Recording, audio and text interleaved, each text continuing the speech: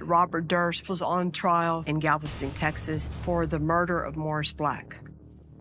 That trial was the beginning of one of the biggest legal stories in America. All eyes were on this case. This was an international story because the defendant owned more than anybody probably owned in all of New York City. This case was not going to be a whodunit. It was going to be a whydunit. This is what Mr. Durst did to Morris Black.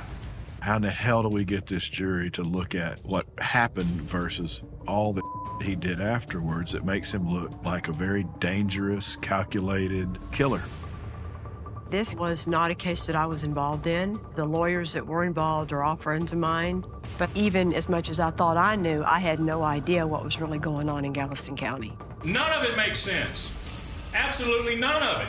It would be nice to believe that when you have the evidence, when it's credible and compelling, you're going to get the right verdict. But when you have a defendant with unlimited resources and money, unfortunately, that's not the way it always happens. It's important to find out truly what happened behind the scenes in Galveston County, truly what happened with that jury, with that verdict, with those lawyers. That's a story nobody has ever heard before.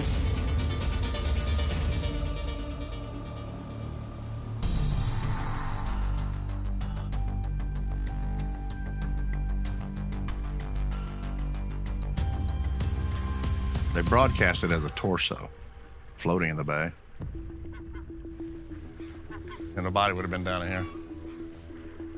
And I actually pointed out to the bay and I said, look at those dark spots just under the surface of the water.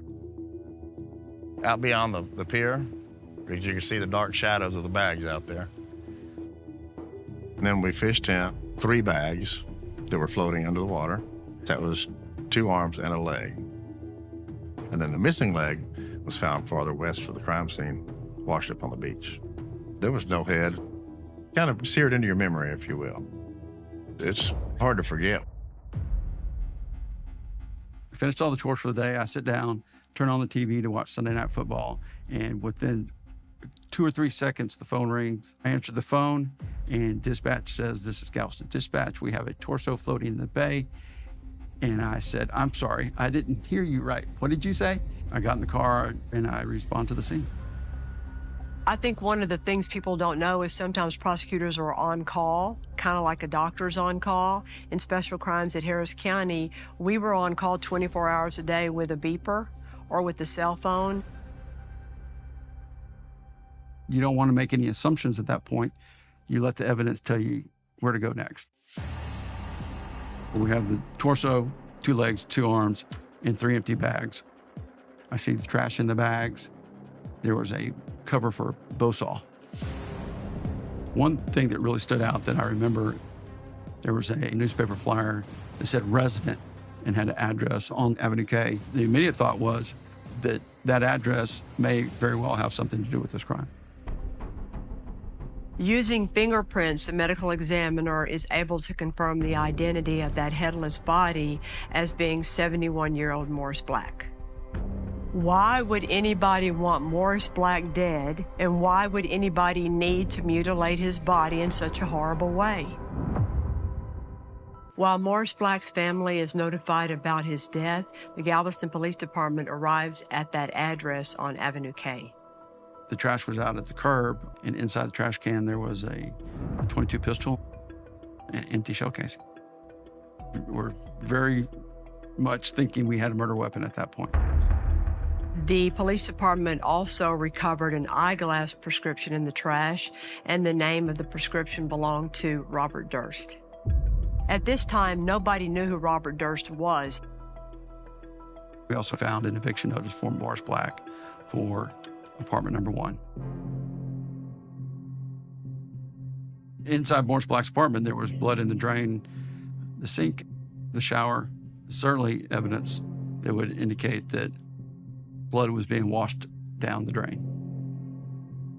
And they've found evidence of blood in the hallway going from Morris Black's apartment to the apartment across the hall. The landlord told us that Dorothy Signer was the person who rented the apartment across the hall from Morris Black. Dorothy Siegler is not at the apartment, so the police department gets a search warrant for that second apartment, and when they go inside, they find blood spatter on the walls. There were drop cloths and cuts of linoleum consistent with dismemberment of the body.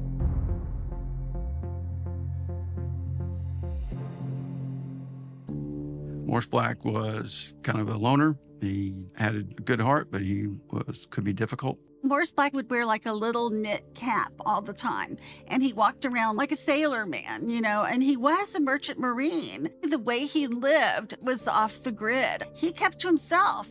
Usually you can get a better feel for your victim, but Morris Black just kind of stayed this shadowy character that not a lot was ever known about.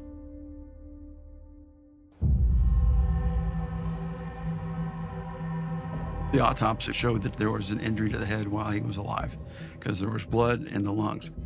Only way you can get that is flowing blood coming down the esophagus, down into the lungs, and the person is breathing at the time. We know he wasn't shot in the torso, the arms, or the legs. We know there was a gunshot because of the high-velocity spatter. Likely conclusion, Morris Black was shot in the head. So this person who rented the apartment under the name Dorothy Siegler was somebody we wanted to talk to. Through the internet, we were located Dorothy Siegler and actually called her up and talked to her.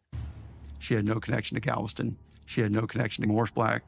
We asked her about Robert Durst. She went to high school with Robert Durst. We do not believe in coincidences in the criminal justice system. And the fact that Robert Durst went to high school with Dorothy Siegler, I call it circumstantial evidence.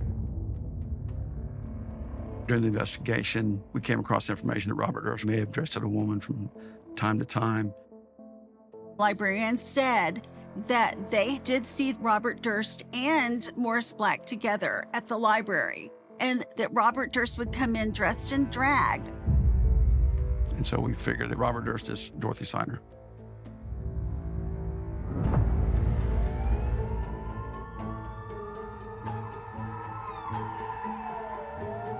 Officers pulled over the vehicle, which was driven by Robert Durst. And inside the car, they found a bow saw and traces of blood in the back portion of the SUV. Officer Cody and I were upstairs of Galveston Police Department where Robert Durst was, and he asked what his bond was. And Cody told him it was $250,000, and then asked him, "Do you have that kind of money?" And his response was, "Not on me." He's booked, and then he made bond, I believe, the next day. At that time, I got a call from a New York Times reporter asking me to look at an old photo and see if it's the same Robert Durst. From there, all hell broke loose.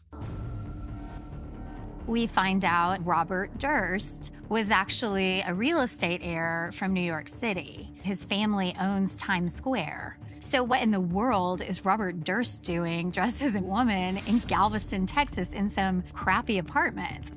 Galveston is a port city, so we have people from all over the world coming through our ports. And it seems to be the perfect place to get away, disappear, and hide if you're looking to do that. One of the reporters told me that he was a suspect in the disappearance of his wife from a long time ago, and that case had never been solved. He's also a suspect in LA in his best friend Susan Berman's murder only a year earlier. Maybe he was hiding in Galveston because these charges were heating up. When the time comes for Durst to show up for the initial hearings in the Morris Black case, he is nowhere to be found. He was on the lam, and turns out he's got resources to be on the lam forever if he wants. You know, if he's that wealthy, just pay the cash to bond out like that. There's no telling where he is now. You know, he's gone. Someone killed someone and cut their body up? That seems crazy. Robert Durst hired the dream team of Texas. Justice isn't black or white, it's green. And he had the green.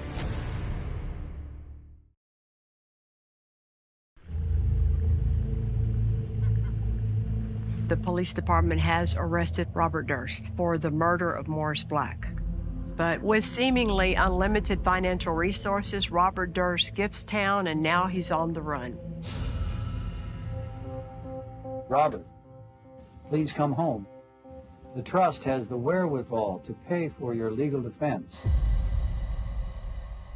45 days goes on. They're searching for Robert Durst. He's finally found 1,500 miles away from Galveston, Texas, in Pennsylvania, where he's arrested, shoplifting a sandwich. He rented a car, and he's using Morris Black's ID, and he's using Morris Black's name. While all this is going on, you also have a prosecutor in Westchester County, New York, looking into a murder allegation against Robert Durst there, and another one in LA County, California, where they're looking at the possibility of Robert Durst also committing a murder there. Because there was a lot of evidence. The Morris Black case looks open and shut. It doesn't look good for Robert Durst. And then this guy who just got arrested shoplifting a sandwich has hired literally the dream team of Texas. Dick DeGuerin, Mike Ramsey, and Chip Lewis. You don't get better. We all knew at that point it's gonna be a fight. When Robert Durst hired Dick DeGuerin, everybody knew who he was. He was the biggest guy to hire in Texas. He was the best. And I knew that personally because I tried the Dror Goldberg case against him, and I got to see firsthand, up front and personal, how great he was at his job. I also got to see things that I thought he made mistakes doing, where I felt like maybe I could share those thoughts with Joel and Kurt as they prepared for their trial, and I did that. And I knew Chip better than both of those guys because he's a friend of mine. And Chip worked at the DA's office when I was at the DA's office. He was an up-and-coming star prosecutor who was great in trial, who is very, very charming. He left the office to go out and make his own name in the criminal defense world. So I knew that Joel and Kurt were going to have their work cut out for them. I had enjoyed a lot of success and created a very favorable reputation. That very fortunate set of circumstances put me in a position to be hired on the Durst case. Here I am, just over 30, going to be trying the most high-profile case in the country, if not the world. I remember walking over to the main courthouse, and as soon as we turned the corner, there was 50, 100 cameras. It was bizarre. All eyes were on this case. This was an international story because the defendant was the son of a billionaire with a B, somebody who owned more than anybody probably owned in all of New York City. This case was not going to be a whodunit. It was going to be a whydunit, because with the amount of forensics that you have cutting a body up, they're going to be able to tie back something with the DNA to Durst. That's unavoidable. We filed a pleading with the court that said you do not need to do DNA. There will be no contest as to the identity of the shooter. Mr. Durst swears to affirm that he killed Morris Black. It was self-defense resulting in an accidental discharge of a gun. It was not a murder. Everybody was shocked that that was going to be the defense. Well, of course, there was always a question in everyone's mind whether he was insane. You have someone who is trying to hide his identity, dressing as a woman, killed someone and cut their body up? That seems crazy. How does self-defense end up with body parts in a trash bag thrown in the bay? Doesn't quite make sense. When you read the legal paragraph of what justifies self-defense, there's a lot of words. And it's hard to make a jury understand all those words and all those little elements and pieces matter before self-defense applies. Before you're allowed to use deadly force self-defense, you have to believe the threat is imminent, like about to happen, and you have to use reasonable force necessary to defend yourself. Self-defense cases are harder to prosecute than you think. We knew the atrocious, horrific facts and what they were. The question was, how in the hell do we get this jury to look at what happened versus all the he did afterwards that makes him look not only guilty, but like a very dangerous, calculated killer. But we had all the money in the world to do all the work we wanted to do to get there.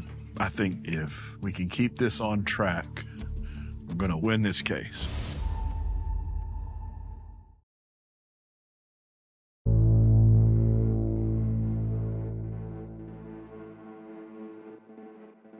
Robert Durst is charged with the murder of his neighbor, Morris Black. As the prosecution prepares to go to trial, they come to court with what you would assume to be a plethora of evidence. And for his part, Robert Durst has hired the best defense lawyers that money can buy. We had everything at our disposal. We had an unlimited budget. We had the ability to do things that 99% of the time a criminal defense lawyer doesn't have to do.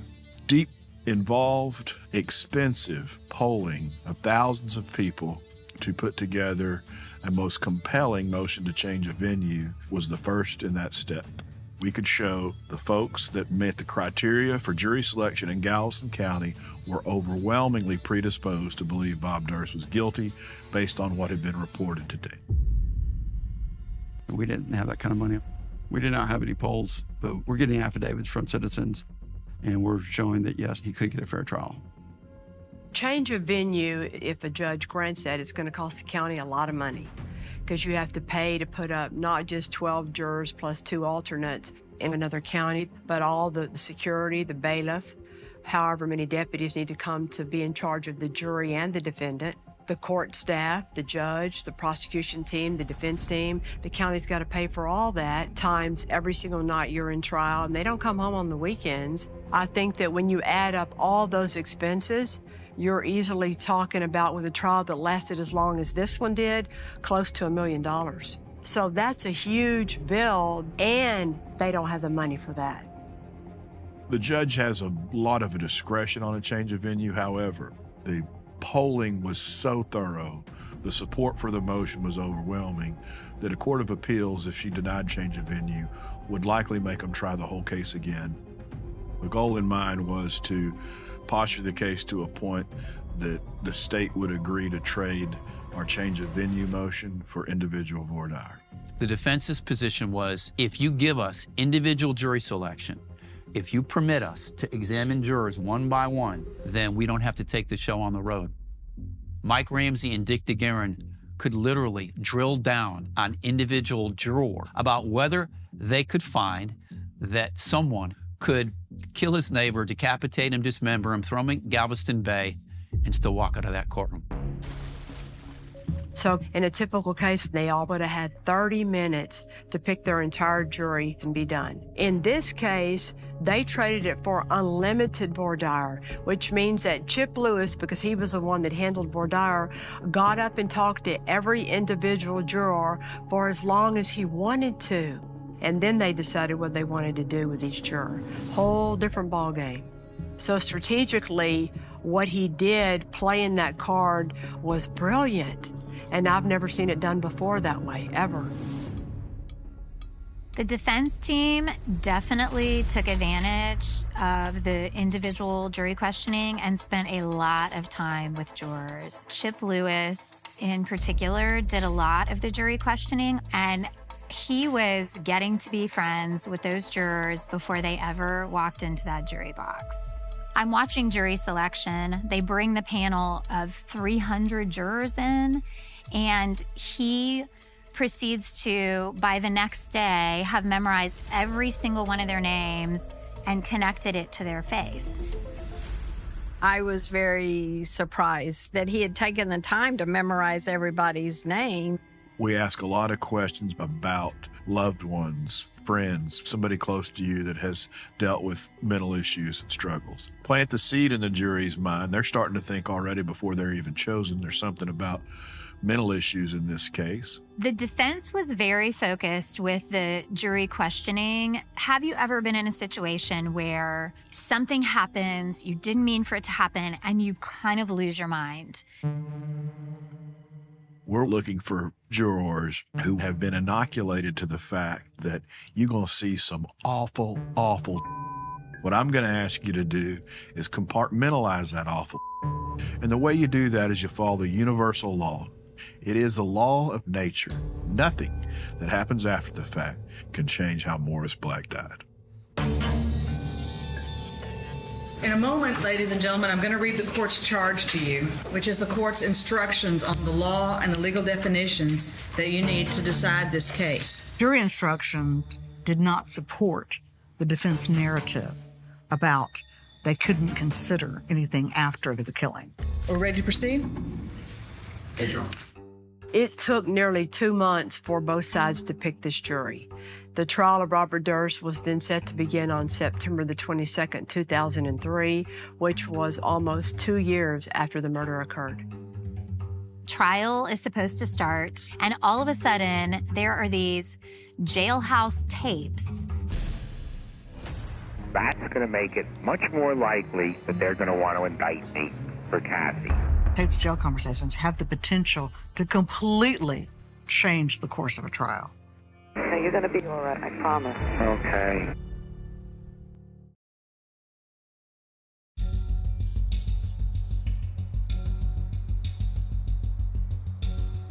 Days before we were to begin the trial, 36 hours worth of recorded phone jail conversations with Robert Durst arrived.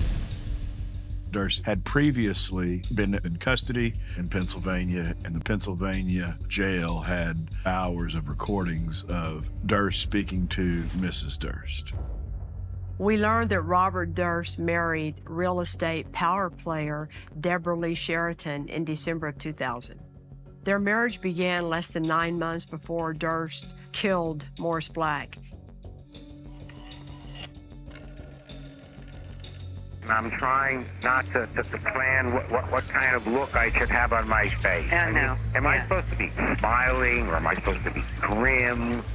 If you're thinking of expression, I would just have, like, as close to no expression as you Yeah, that's what I see.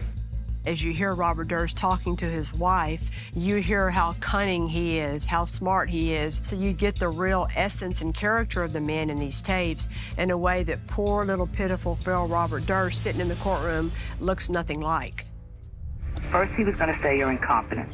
Then he was going to say you're insane. There's a conversation between him and his wife where she did not want him to use one of his attorneys because she was afraid that he wanted to use the insanity defense, and what good lawyer wouldn't consider it in this case?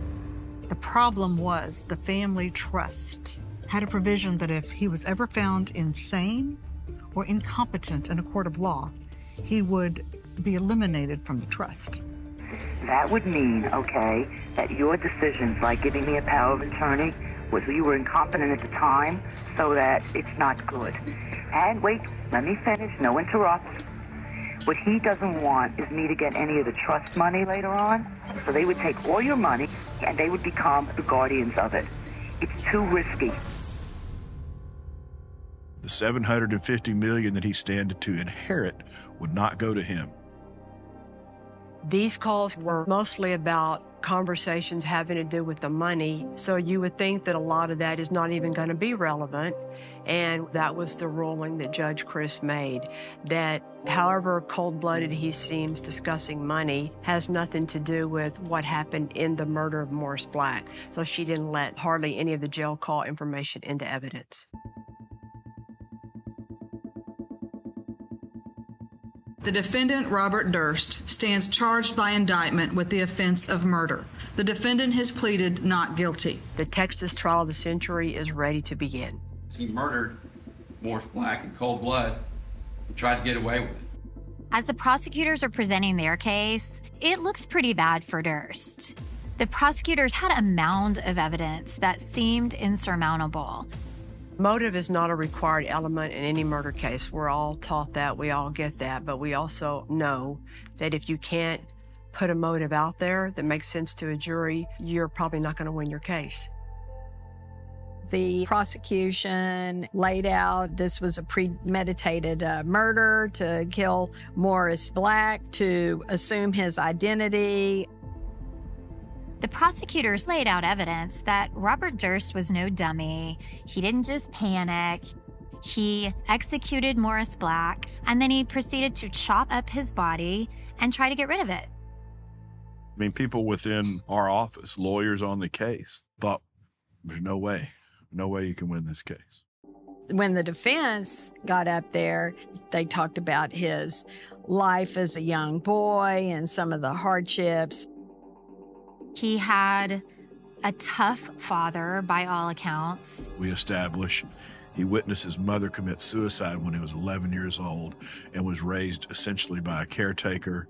The defense wanted to portray him as having some mental illness or a little bit of insanity without using it as an actual defense. We let elements of Asperger's, on the spectrum, all of the quirks that are Bob Durst start early and often. We didn't need the jury to like him. We needed him to understand he's a strange bird. Because of his Asperger's, because of his upbringing, he was very prone to being bullied. Robert Durst appeared to me to be very small. He looked like maybe he was about 5'5" to 5'7" at the most. He's a very unintimidating person. The defense dressed him in overly big clothes to make him look smaller. DeGuerin raised his chair all the way up to make Dick look that much larger than Bob. My bailiff would go during the breaks and lower his seat, so the seat went up and down all day. We were painting a picture of Bob that we wanted the jury to see. We presented a stark contrast between the quirky, eccentric, little, frail Bob Durst and the aggressive, threatening Morris Black. Morris Black would sometimes get loud, or he could be mean or belligerent. The defense said they were friends. For whatever reason, their friendship unraveled, and Morris Black targeted Durst and got killed in the process. Once a jury starts to think, this son of a bitch, I mean, nobody's going to miss him. The world's better off without him. It makes Bob Durst a whole lot more likable. No one deserves to be murdered, obviously, but there are different degrees of victims, too. Let's keep it real. And it's a lot easier to prosecute a case when your victim is nice and sweet and innocent than when they're not. We had a body, and we had a lot of other circumstantial evidence. So it's good evidence. But what we didn't have, the smoking gun is not there, so to speak. In this case, it'd be the smoking head. Now, how do you prove it without the head? How do you prove that it was accidental, intentional? How do you prove it? I don't know. Periodically, when we were all together, Ramsey would inevitably, with perfect comedic timing, say, "They didn't find a head yet, did they?" It was always out there in orbit. You better hope they don't find the head, because if that bullet holes back here and not right here, we got a problem. All defendants are innocent until proven guilty. The burden of proof rests on the prosecution to prove the case. The state calls one of their main witnesses, their lead detective, Cody Gonzalez, to walk through every piece of evidence that connects to Robert Durst. Once the prosecution finishes with their direct of Cody Gonzalez, the defense begins their cross-examination. I knew when he was asked, "What can you point to that shows this is not self-defense?" You could hear a pin drop. And he said, "Nothing."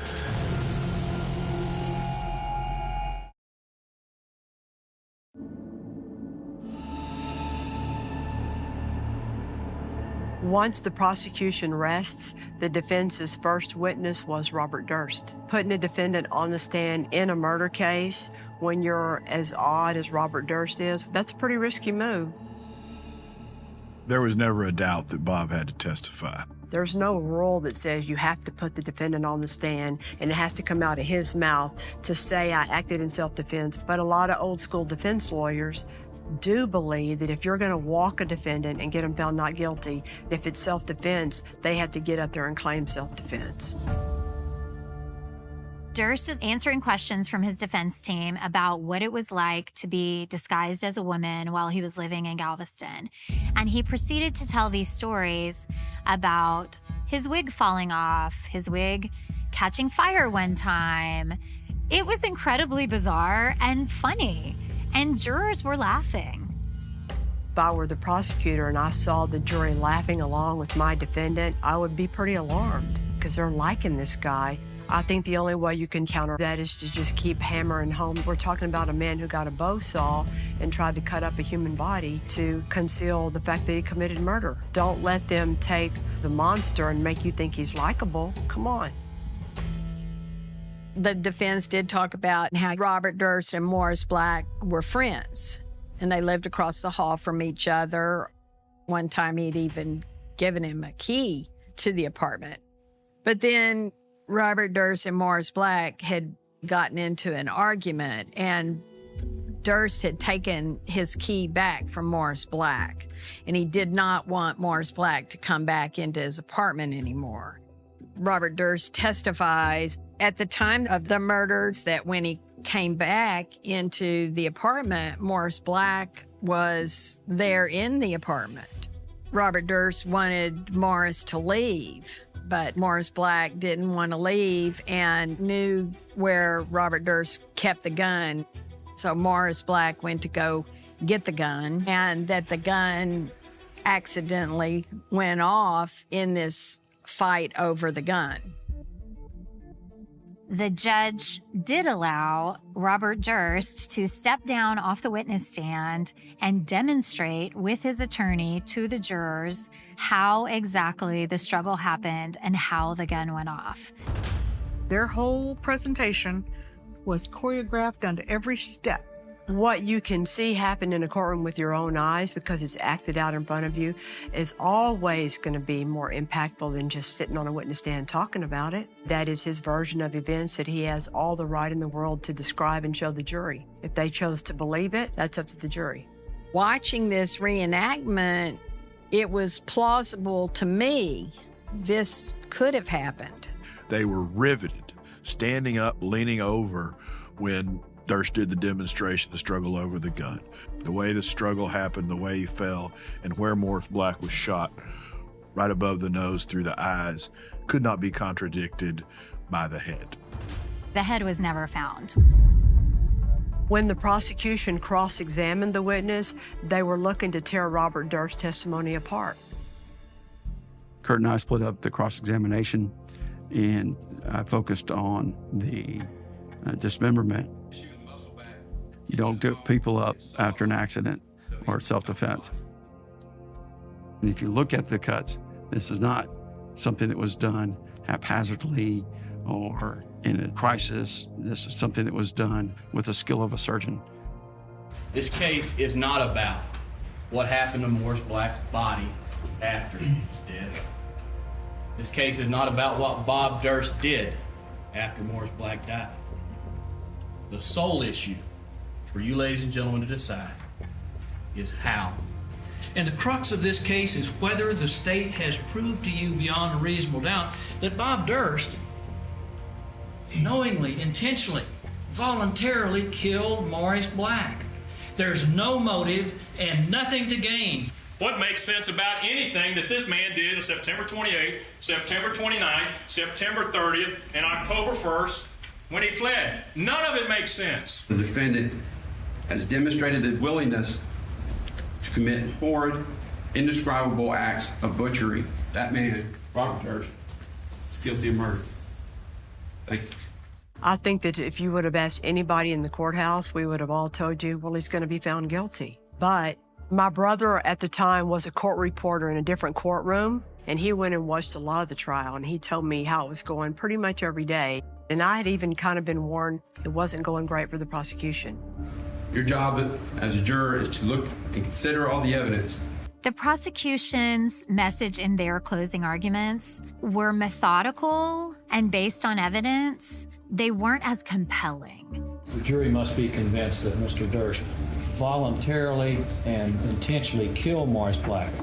The fact of running away alone cannot supply that evidence. A huge part of courtroom winning or losing is theater, and it's drama, and it's connecting with a jury. And I think that the defense attorneys just had a better connection.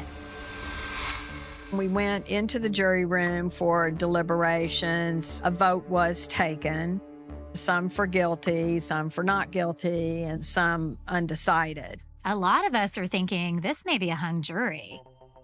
As the jury enters the courtroom, viewers from all over America are tuning in to learn the fate of Robert Durst. With the jury, find the defendant, Robert Durst, not guilty.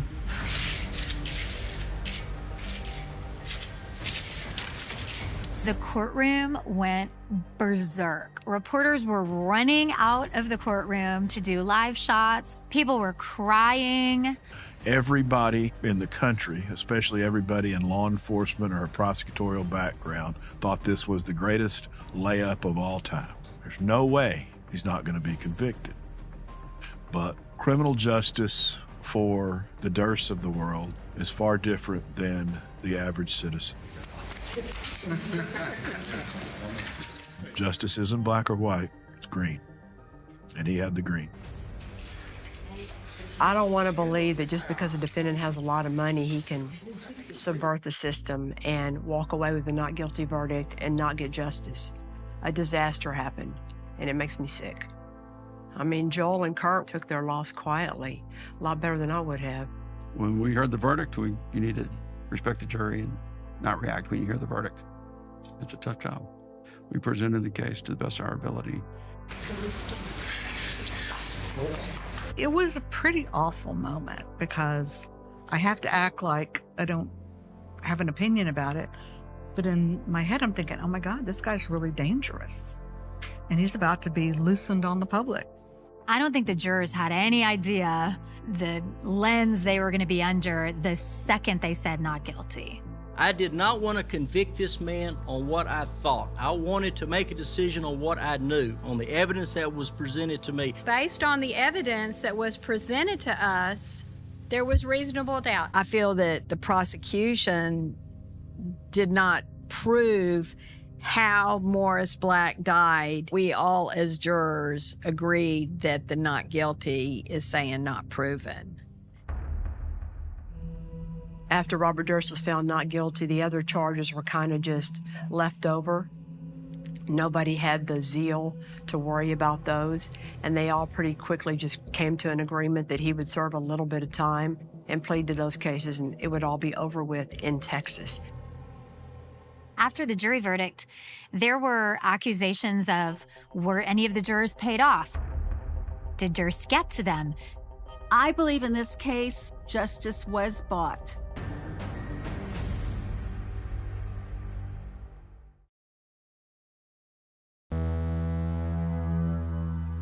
I believe in this case, with Durst money, justice was bought. Not guilty. What was real surprising to me was soon after the case was over, the head juror on the trial started visiting Robert Durst in jail with his family, becoming friends with him after trial. What can I tell you? One of the jurors subsequent to that case worked for Bob Durst himself. And then Bob donated $1 million to Galveston County to build a law library. I think that the jurors in this case, if you ask them today, would change their verdict. I'm getting kind of emotional here because, I mean, now you find out all this stuff afterwards, and I just felt like we were all played. Robert Durst was found not guilty for what happened with Morris Black, but his real day of reckoning came in a courtroom in LA County for the Susan Berman case with a prosecutor named John Lewin. John Lewin was able to build a strong circumstantial evidence case because he took the incriminating evidence from Robert Durst's friends and connected that to the incriminating evidence from Robert Durst himself to link Robert Durst to the murder of Susan Berman. John Lewin was granted access to all of Kurt and Joel's files and spent a whole lot of time talking to them, as well as the people involved with the Kathy Durst case. John Lewin was able to take a bird's eye view of what was going on all across the country, from New York to Texas to LA, and make it all understandable and put it all together and make it all admissible in that one trial in LA County. And nobody else ever did that.